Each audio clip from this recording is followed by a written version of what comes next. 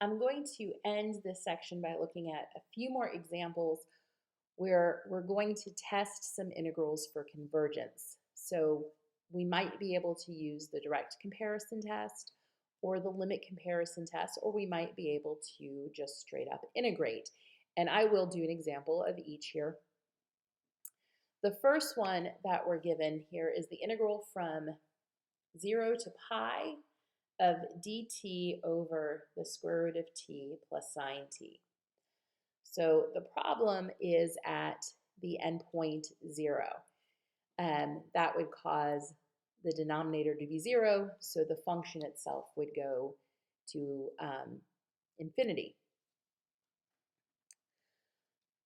Now, I cannot directly integrate this, but I can use the direct comparison test.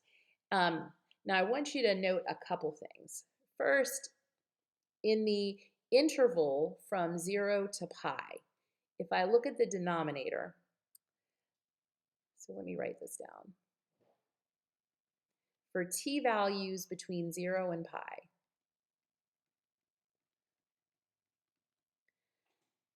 this denominator is going to be positive, or at least non-negative, okay? And that's an ampersand, and that denominator is going to be greater than or equal to just the square root of t, okay? Since sine t is not negative on that interval, the square root of t plus sine t is going to be greater than or equal to just the square root of t. And you might be like, where are you going with this? Well, since these are not negative values, either of them on this interval, then I can flip them around and say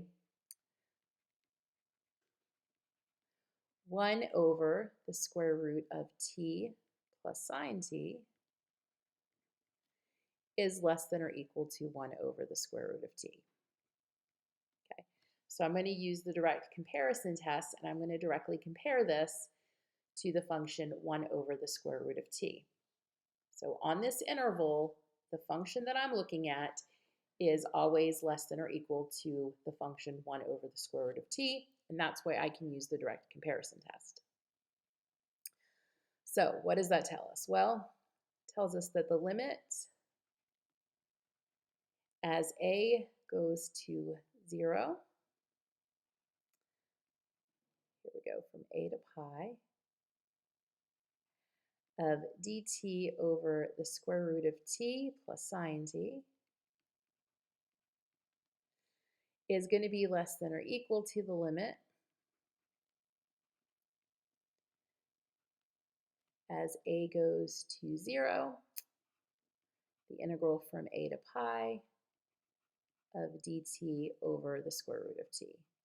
And technically, it's a is approaching 0 from the right in both these cases. Though I will most likely drop that positive at some point as I go through this. I'm just trying to keep track of things. Okay, so direct comparison test. If this value here on the right works out to be a number, okay, then I can say that what I have here on the left is less than or equal to that number, so it will converge. So this dt over the square root of t, I can integrate. This can be integrated. So I'm looking at the limit as a approaches 0.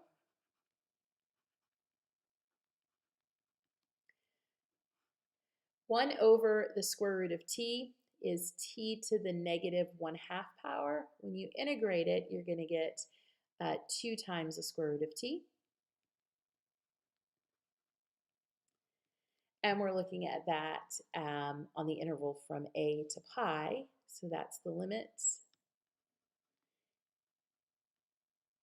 as a goes to 0 of 2 times the square root of pi minus 2 times the square root of a. Well, as a goes to 0, so will this entire term. So that limit is just 2 times the square root of pi.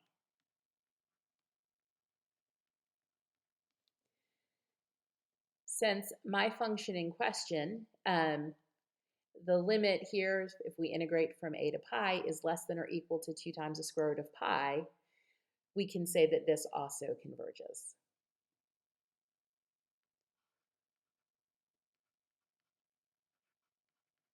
And I can write that out.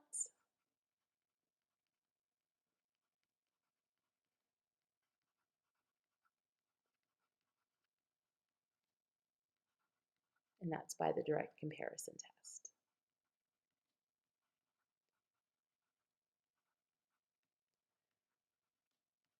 So note here that my integral doesn't equal 2 times the square root of pi, it's just less than or equal to that. So we're not actually finding the value here where it converges to.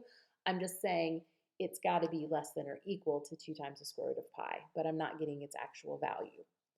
The direct comparison test is not going to give you that actual value, but it will say it's, it's less than or equal to some value.